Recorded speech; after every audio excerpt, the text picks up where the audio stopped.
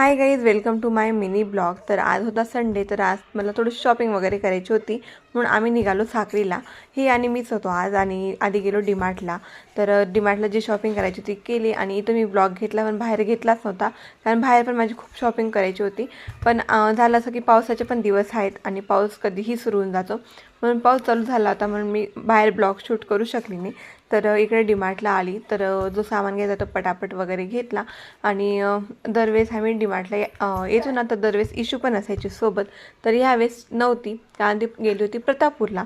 तर तिला Saturday Sunday 2 दिवस सुट्ट्या होत्या म्हणून ती गेली। जयू रेवा पण तिकडेच आहेत ना, म्हणून आधी माझं सामान घेऊन घेतला, मग मी तिचं सामान घ्यायला गेली।